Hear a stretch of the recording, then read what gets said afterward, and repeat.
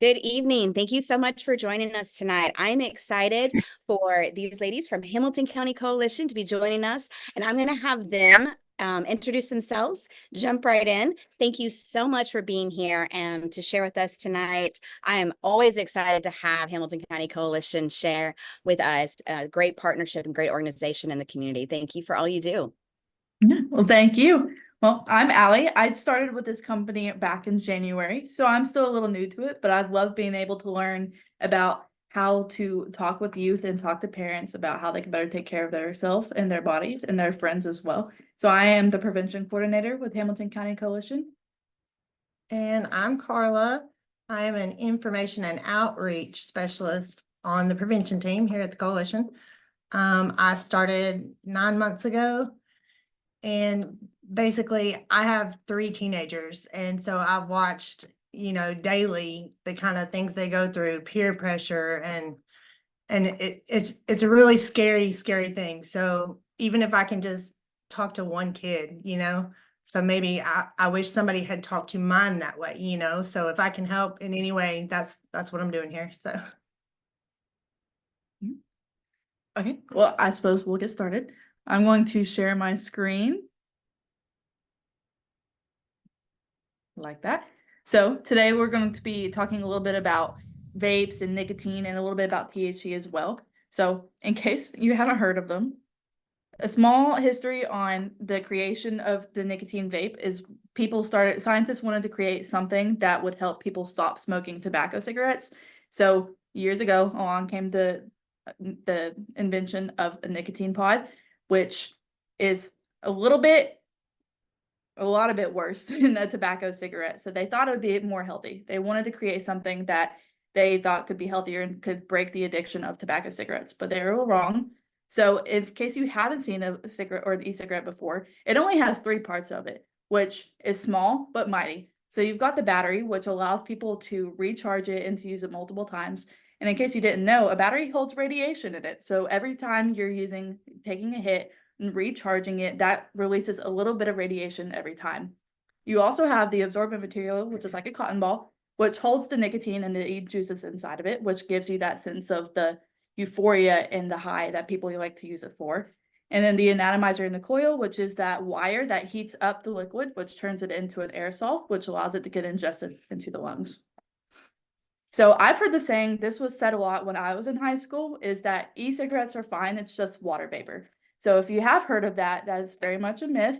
So what is in e-cigarettes if it's not water vapor? So this is a small list of chemicals. When I say small, it's a small list, but it looks big.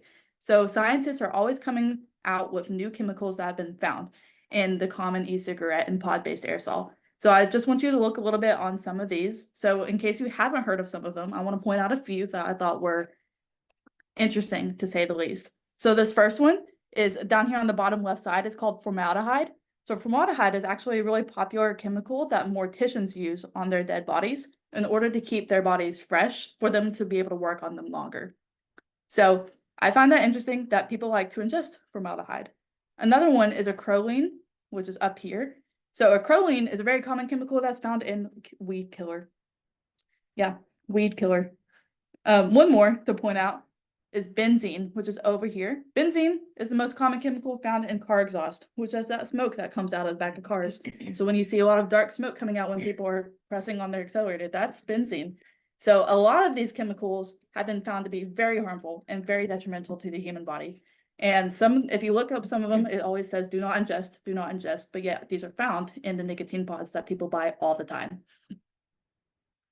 Oh, I went backwards. So I want to watch this short video that will explain a little bit more, and I will kind of go into some more detail and show you some cool graphics. Before you start Oh, yes. Just a quick question. If they have a question, do you want them to drop it in the chat, or would you like them to ask it when they have it or at the end?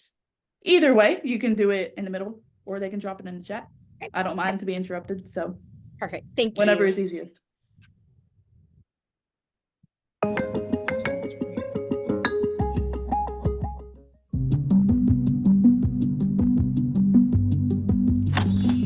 People have been smoking for at least 7,000 years, but it wasn't until the 1800s that cigarettes became the smoke of choice, after machines were developed to mass produce them. 200 years later, in 2003, the electronic cigarette was invented in China, and since then the use of e-cigarettes, also called vaping, has grown exponentially around the world. E-cigarettes are electronic devices that vaporize a flavored liquid.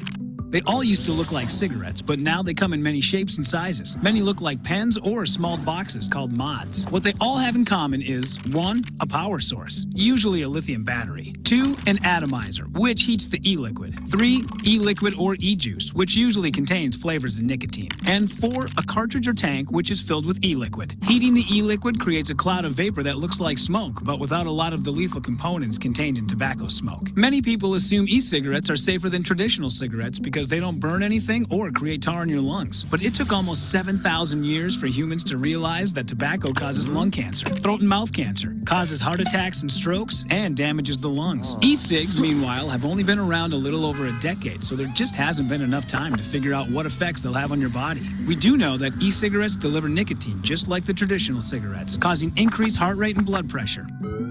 Nicotine also has powerful effects on the brain. It releases rewarding neurotransmitters in the brain, like dopamine, and changes brain chemistry. It is a stimulant, making people feel more alert, but when it goes away, people crave it even more. It can interfere with the body's own natural ability to make dopamine, and soon the user needs nicotine just to feel normal. The developing brain of teenagers is the most vulnerable to these effects. The powerful addictive nature of nicotine is so high that it's comparable to heroin and cocaine. Besides nicotine, e-cigarettes contain chemical solvents. When heated very high by some of the new e-cigarette devices, these solvents can be transformed into formaldehyde, which is a carcinogen. It causes cancer. These observations are concerning, but we really do not know what the long-term effects from inhaling these chemicals into your lungs will be. E-cigs contain many other chemicals to generate enticing flavors. In fact, there are almost 8,000 different flavors available today, so we don't know very much about many of them. We do know that some of the butter flavorings contain diacetyl, which is famous for causing popcorn lung. Popcorn lung is a disease called bronchiolitis obliterans, which is basically an irreversible scarring and destruction of the delicate lung tissue that can kill you. Strawberry and other healthy-sounding fruit flavors have been found to be cytotoxic and potentially cancer-causing as well.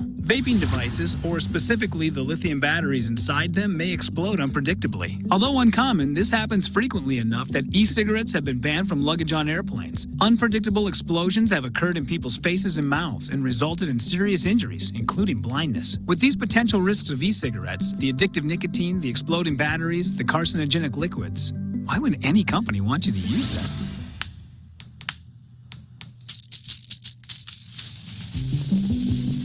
Sales of e-cigarettes approach $8 billion per year and are increasing. The truth is, tobacco cigarettes kill about 50% of people who use them. So tobacco companies, known as Big Tobacco, need to keep recruiting young people to become addicted in order to stay in business. Here are some actual documented quotes from tobacco executives. "We don't smoke that shit. We just sell it. We reserve the right to smoke for the young, the poor, and the stupid.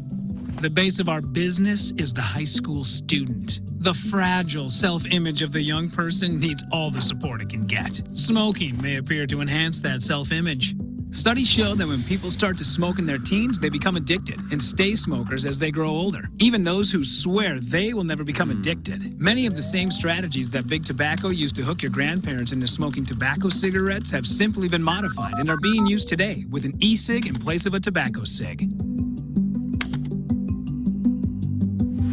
E-cigarettes come in candy and dessert flavors like Skittles, gummy bears, and vanilla cupcake, directly aimed at teens. Ads always show thin, beautiful people vaping. Even the strategic use of humor is being successfully used to get customers on their side. The bottom line is that we are all faced with important personal choices every day. We don't yet know everything we need to know to make informed decisions about many things. But we can resist being manipulated. Take your time when making your own personal decisions. It can make all the difference. So I definitely want to point out a few things that I saw interesting in that video is that nicotine, it's kind of like a quiet drug, but it said in that video that it's up there with heroin and cocaine as far as the amount of health effects we see in the hospitals, the amount of deaths we see coming out of nicotine. It can be just as dangerous as cocaine and heroin are. Another thing I wanted to point out is that vapes can explode. So it's, like I said in the video, it's uncommon enough to where we don't see it a lot, but it's common enough to where airports stopped allowing vapes on planes because you might not even be using it, you might not be near it, but it could just set off and cause it to explode. So this next video I want to watch It's short, but I will give a small warning. If you're sensitive to a bit of a medical picture, there's one picture that shows an injury of the mouth, but I feel like it's important to look at. But if it is triggering to you, I would just be a little cautious about it, but it's about a true story. An electronic cigarette explosion left a Nevada teen with a shattered jaw and broken teeth. We want to warn you, this next picture is graphic. 17-year-old Austin was rushed to the nearest trauma center by his mother, and it was 250 miles away. 5 hours later, they arrived at Primary Children's Hospital in Salt Lake City. Austin's surgeon told the Daily News that the injury was extensive, adding there was not much tissue along his gum line. Austin's mom says that she bought him the VGOD vape pen in order to ease his addiction to tobacco. Gilma Avalos for CBS Local News. An electronic... So like she said, so his mom actually bought him that vape, which is, it ties into the beginning where vapes were created in order to try to help ease tobacco addictions. So that's still the myth that's going around. So his mom bought him that vape thinking that that would be better for him than tobacco cigarettes that he was using. But little did she know that it was almost more addictive, and it's more sensitive to tobacco cigarettes, and it caused it to explode in his mouth to where now he won't even really be able to chew the same way again. And in a different video on this same case, the doctor actually said that his injury looked like it could be related to a close range gunshot wound, because there was this gaping hole in his mouth to where if the doctor hadn't have known that it came from a vape, he would have thought that it could have been related to a gunshot wound. So something so small and so little can cause an injury so big to where it could affect the way you live for the rest of your life. So I want to look a bit about this. So there's about 41.3 milligrams of nicotine in your average nicotine pod. So that might not sound like a lot, but if you look at the pictures that are underneath this, so the second one is your Juul pod, which is your most common one. So that has the 41.3 milligrams of nicotine. But if you look at the picture, it can equal up to about 41 tobacco cigarettes, which is about 2 packs of cigarettes. So if you think about it, your average nicotine user goes through maybe 1 or 2 every other week. So they're going through about 2 packets of cigarettes every other week, which feels like a lot when you're actually smoking the cigarettes, but then people will go and do these nicotine pods like once a week. So it's interesting to me that you would think, oh, I don't want to do two packs of cigarettes a week, but you'll go and use all these nicotine pods all the time. And every nicotine pod is different. So there's always a different amount of nicotine in each one. So you can see here on the far right, this one has 90 milligrams of nicotine, which can equal up to be about 4 packets of tobacco cigarettes, which is a lot. So everyone is different. And sometimes they don't like to tell you how much is in each pod. So that could also be scary when purchasing these devices.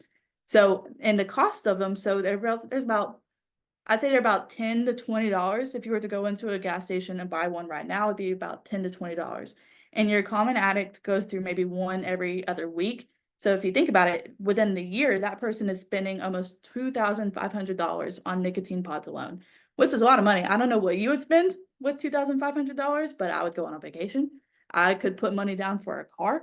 There's a lot I could do with it, but for the people that are spending it on nicotine pods, they're throwing away those $2,500 because of something that they think is good for them. So another thing that it can cost you, other than your money, is your health. So if you thought that nicotine was healthy for you, this little graph could tell you otherwise.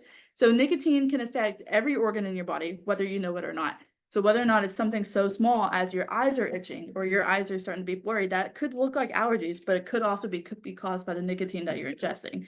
Some of the bigger things that we see that are very common with nicotine is dry mouth, which doctors like to call it cotton mouth, which basically feels like your throat has turned into sandpaper. So every time you're drinking something, you're ingesting something, it's like sandpaper rubbing together, and it makes it very hard to eat, to drink, to do some common activity. And some of the big things as well is lung damage. So as the video said before, popcorn lung is a very common disease that can be easily caused by nicotine ingestion, which basically causes your lungs to bubble up to a point where it can't function. You can't breathe. You can't walk to the fridge to get a snack. You can't do the simplest of movements because of the way that nicotine is affecting the body. So I want to watch this quick video about a young man who started vaping when he was 15, and now he's 21, and he ended up in the hospital twice because of it. 6 people have died and hundreds more have gotten sick because of a vaping-related lung illness. Well, tonight, we're talking to a man who used his vape every day from the time he was 15 until, by the age of 21, he had 2 collapsed lungs. He tells Contact 7 investigator David Clue you should not trust the claim that vaping is a safe alternative to smoking. I would always argue how safe it was until it took effect on me. 1 year ago, the self-proclaimed vaping fanatic suffered a collapsed left lung. At this time, I didn't think vaping had anything to do with it, and I told him that, so I didn't stop. No, he did not. I liked the clouds, the nicotine. Then this summer, his love of vaping collapsed, along with his right lung. My chest just got really tight, and then I felt a sharp pain come through my back up to my chest. His choice of whether to quit had been flanked by his addiction. Now I believe it's vaping because it's the only thing I'm doing. His 6 days in the hospital costing his family thousands and costing him 30% of that right lung. A smoker gets the benefit of years of coughing, loss of taste and smell, warnings that something worse is on the horizon. But for vapors like Kyle, symptoms don't include a heads up. And we could be years from understanding why. Until we know a lot more information about exactly what ingredient is in the vape juice that's causing these deaths or serious illnesses, the best advice is to stay away from vaping. That's terrible news for the vaping industry, still untested, unregulated, and now under tremendous scrutiny. Still, 40% of Denver teens have tried vaping, and half of those were still vaping this month. Kyle Lano sees that kind of statistic and pictures an entire generation clouded by false claims and fancy flavors, only to see the true costs coming into focus far too late. We have our whole lives ahead of us, and we're going to end up on oxygen in our 20s, 30s. That was David Clue reporting. So his addiction blinded him in a way where the first incident of where he was in the hospital, he didn't think anything of it. He just thought that, oh, his lung just collapsed. Like that, it was just normal. He thought that that's something that could happen to a healthy person. He didn't think anything of it until he was in the hospital that second time. So addiction is so blinding in a way where you can't see the own detriment in your body until someone has to point it out for you. So that leads into definitely what addiction can feel like. So the person itself, can get very irritable. That's the most common sign of addiction, to where they're just very irritable. Like if they're missing something that they need, they're going to cloud everything out until they can get to that one thing. So whether or not it's the vape, whether or not it's any other type of drug that they may be addicted to, if there is not in any sort of reach and they want it right now, they're going to block everything out. So this can be scary for that parents, for family members. If you have a job or if you have kids, sometimes those get pushed to the back burner because of an addiction that they may have. They could lose a job because of it. A lot of lives can be changed because of simple addictions. So leading that into what we see of common signs of withdrawal because of addiction, if they're not able to get that one thing that they want, we see a lot of depression in people. We see anxiety and restlessness, difficult concentrating. So we see a lot of people just be snippy, like they can't think straight. They're not able to talk to the people that they talk to every day. We see a lot of different reactions, and everybody's different in the way of what their withdrawals and their addiction can look like. It's different in every person. But who is targeted for vape commercials and vape marketing is the young people. So we see a lot of people under the age of 25 is the main target for vapes industries. So they're trying to create new things every day that can entice you, that might be like, oh, I want to try that because it's made for you. It's made for us. Because 90% of the adult smokers started before they were 18. Because once you try something when you were younger, our bodies are still growing. So our brain doesn't stop developing until the age of 25. So a habit can be started really quickly. So you might try one thing and be like, oh yeah, I'll be fine after that. I'm just going to try it once. But for some people, that might be the case. But for a lot of other people, that could be the start of something very big. So, and a lot of times we see marketing on our social media. So at this point, everyone at least has one of these social medias, whether or not it's Instagram or TikTok or YouTube.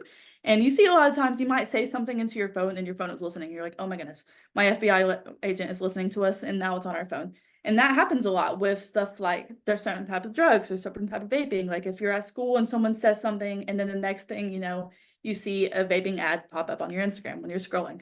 Or TikTok. You can even see it in ways where like your favorite content creator is just holding one in his hands.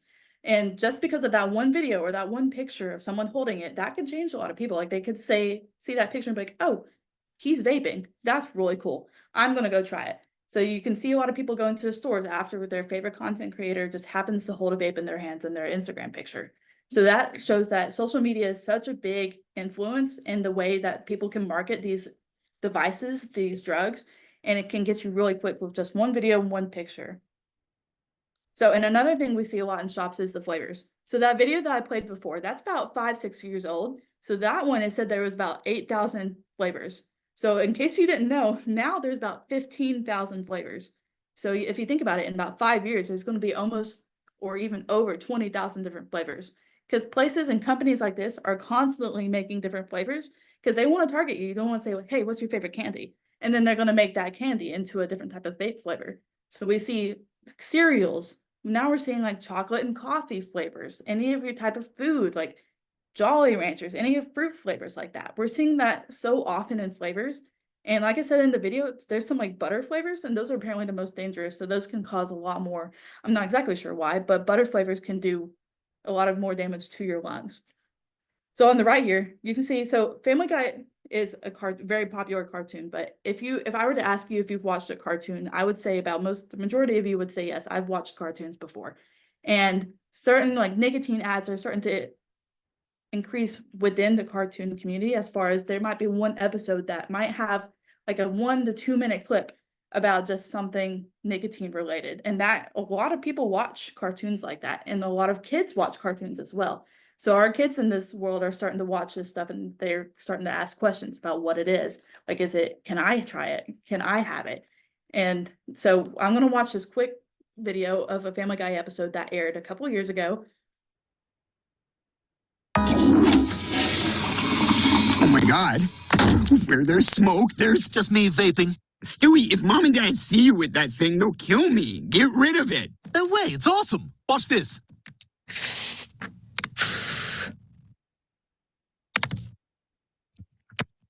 I'm not good at the football part. It smells like raspberry. Yeah, it's basically the same as eating fruit. Vaping isn't bad for you? It can't be bad for you if Stephen Dorff gave up acting for it. It does seem like they're making it for kids. This flavor is baby formula. Let me try. Yummy. So like you said, that flavor he was trying was baby formula. Like, they make all of these interesting names that might be like, oh, that sounds really cool, let me try it. But did you see how easy he was to get influenced into trying it? His younger brother was vaping, and he just happened to walk into it. And his brother said, it's not bad for you. It's really easy. It smells like fruit. It tastes like fruit. It can't be bad for you. And so he easily just tried it. And now, who knows, I bet he continued to use it after this one incident. But he said that, Mom and Dad are going to kill you. Like, there's a lot of consequences to vaping, whether or not your parents care or not. I bet your school does. So there's a lot of consequences in schools as well. So vaping can be an educational aspect. You could get in trouble with your parents. There's more harm to the people around you as well. So my coworker Carla is going to explain a little bit about THC and how that could also be addicting and how that can affect vaping as well. Okay, so THC, or tetrahydrocannabinol, is the main psychoactive ingredient in marijuana. It works by attaching to the body's cannabinoid receptors that are found throughout your brain and nervous system. THC is what's responsible for the plant's euphoric effects. Like other addictive drugs like nicotine, THC stimulates neurons to release dopamine, but it does it at much higher levels than our natural reward system, which is what contributes to marijuana's addictive properties. Concentrates, or dabs, are some of the most powerful cannabis products on the market, as their THC content is between 60 and 99%, which is way higher than the most potent marijuana strains. There are so many different names out there for this stuff, and they're coming up with new names every day. These are just a few of them: Mary Jane, Kush, Keef, pot, green stuff, Zaza, cannabis, blaze, blunt, weed, marijuana. THC can be found in edible versions. There are gummies, assorted candies, chips, drinks. As you can see, the labels look very similar to the actual product, but should be labeled somewhere with THC content. like this bag of Cheetos. To me, it looks exactly like a bag of Cheetos. So there are cases where small kids have gotten into this stuff. They got into it through their brother or their parent or whoever, and they didn't know what it was. And so they eat it thinking it's a snack and they have to be hospitalized. It's harder to dose with edibles anyway, because there's no way to know how much you're ingesting with each bite, raising the chances of ingesting too much. There are many ways THC can be consumed. There are three primary categories: are inhalation, oral, and topical. Inhalation is going to be smoking or vaping or dabbing. Oral would be edibles, beverages, teas, juices, smoothies infused with marijuana. There's a sublingual spray that you spray under your tongue. You can even consume it in a pill form. Topical would be transdermal patches that are placed directly on your skin and absorbed that way. They make body sprays, ointments, lotions. Okay, so now we'll watch another short video about a group of 10 high school students who decided to take edibles at school, and 4 were hospitalized and 6 were experiencing severe symptoms of nausea, vomiting, and psychosis. Tonight, 10 students at Sumner High School are recovering after they suddenly became sick to their stomachs. School officials say the students ingested gummies that may have contained marijuana. Robert Townsend reports one student is now facing disciplinary action. About an hour and a half before classes dismissed for the day at Sumner High School, an emergency broke out Wednesday. But classes went on as normal. Still, the spokesman for St. Louis Public Schools, police, and fire officials descended on the North St. Louis High School. It's after 4 students were taken to a hospital as a precaution after eating gummies that may have had marijuana in them. The children who ate them, they became, again, nauseous, didn't feel well. It started with 2, then 2 more. Sales says 6 other students who ate the edibles complained of stomach pain, were checked out on the school campus and picked up by their parents. The students were sophomores, juniors, and seniors. I don't know the exact breakdown, but everybody is okay. Everybody is alert, feeling fine.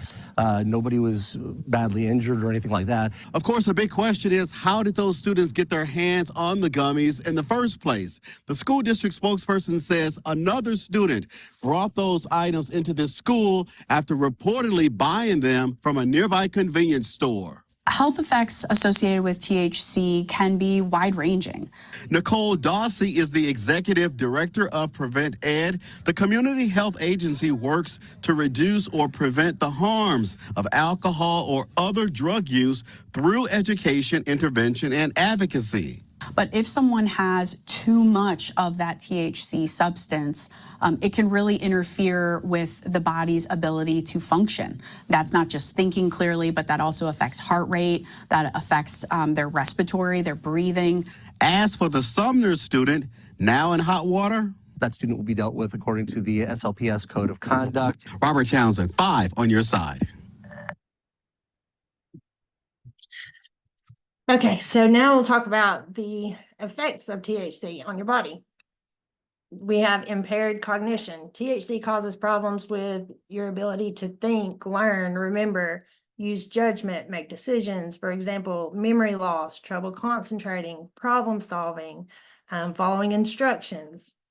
We have neuropsychiatric side effects. THC has been shown to cause or worsen disorders such as anxiety, depression, and schizophrenia.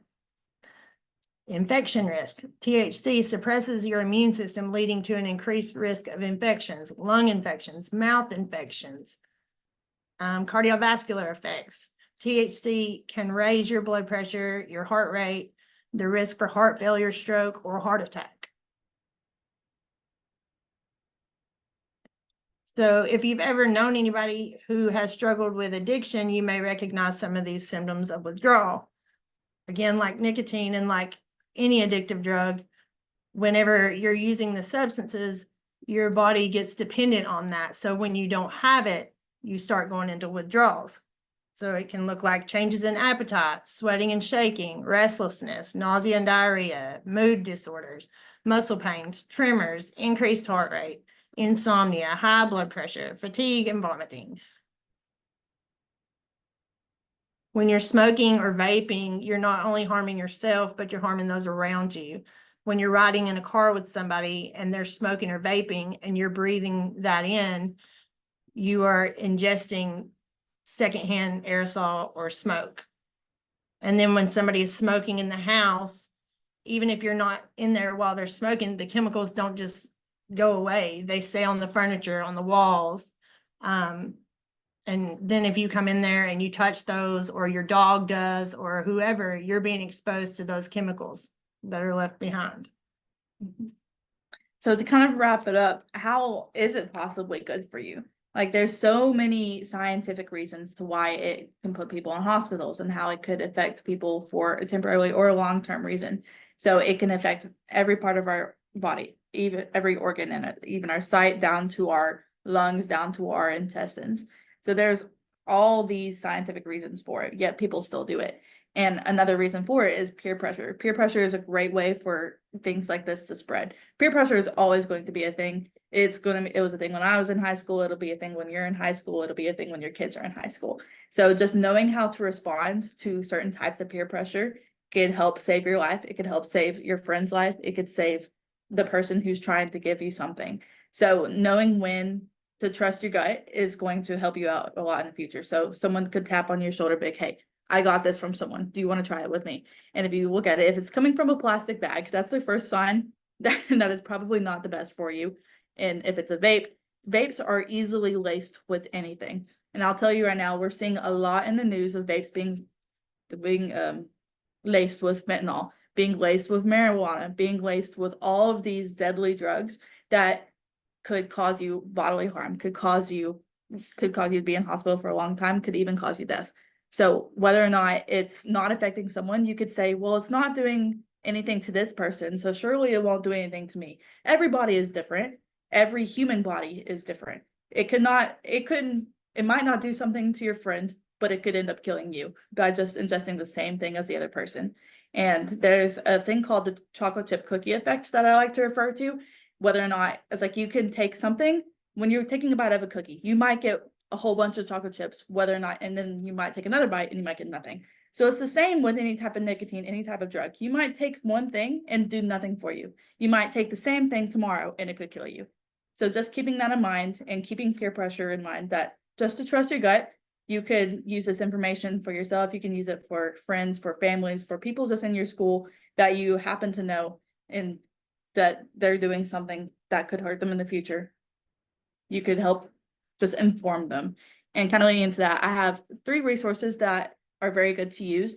The Tennessee Tobacco Quit Line is primarily for adults. They've started cracking down on it recently to where they're not allowing any sort of children under the age of 18 in without a parental signature. So that one I would bear with caution. But the other 2, the TN Red Line, is very well for youth and any sort of adults. You can text, you can call. And then the one above is the TN Smoke Free helpline that's specifically for teens. So you can text quit to this number and they will give you any sort of resources, any sort of cessation classes that are going around in your area.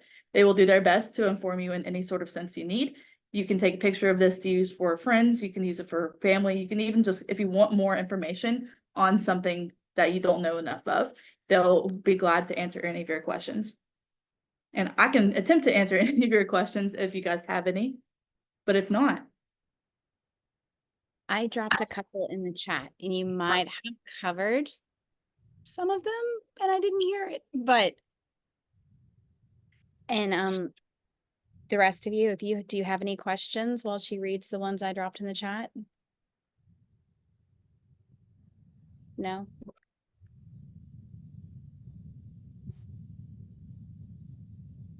I can definitely answer that last one. So where are kids getting the edible items that look like normal products? We see them a lot in gas stations. Actually, just before we started this meeting, when my coworker came up to us with a plastic bag of a new item that is being sold to youth in gas stations. I don't remember what it was called.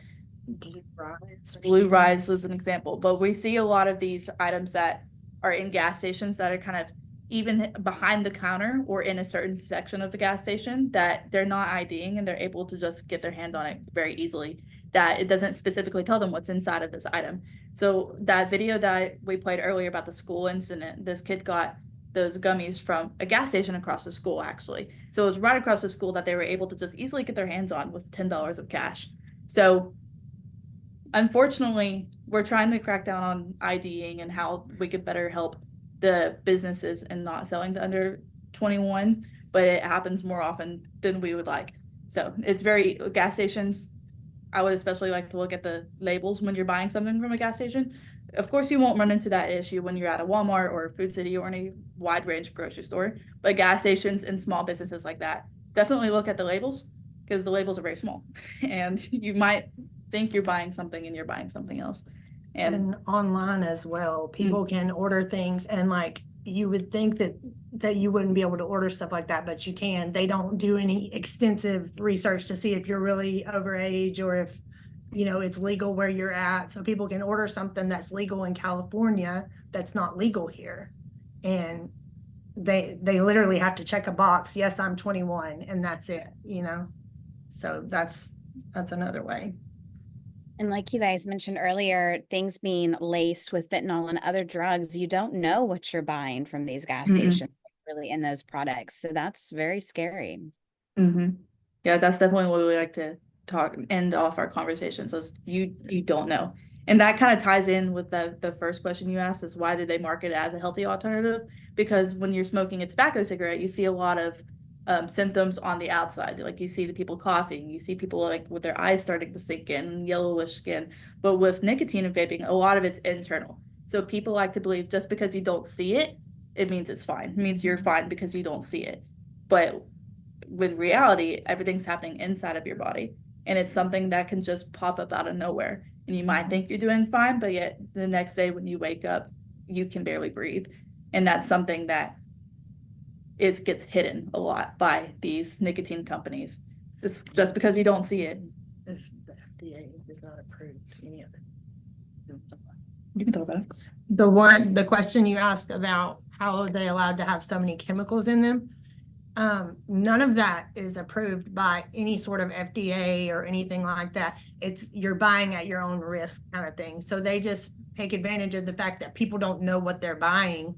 And, you know, a good amount of the population doesn't research it. They're just like, oh, that tastes good, or oh, that smells good. They don't go and look at the list of chemicals. So they play on that and they're just reckoning money from it. That's crazy. That's crazy. Yeah. It's scary, really, that they can market anything and then just if one person starts buying it, you know, it's crazy.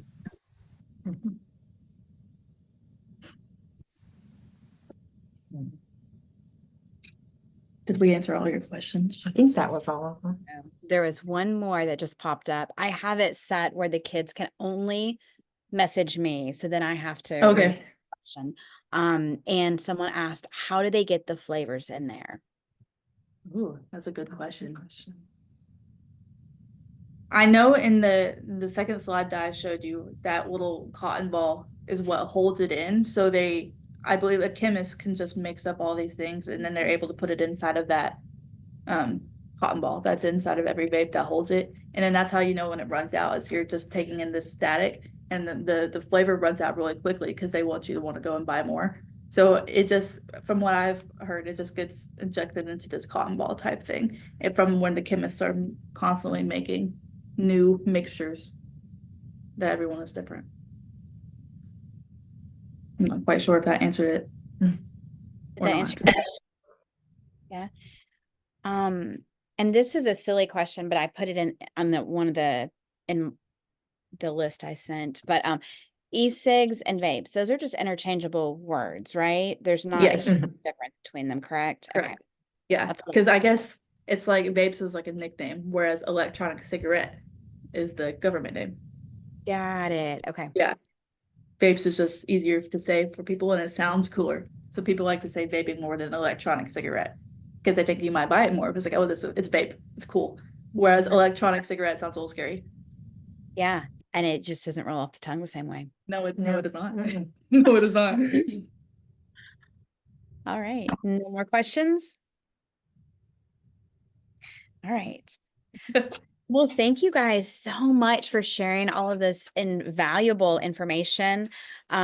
If you guys haven't, you might want to take a picture or screenshot these lines, these hotlines that they're sharing right now, because while you might not need it ever, you might know people that need it. And it's a great resource to have on hand just in case. You never know what the future could hold. Right. Absolutely.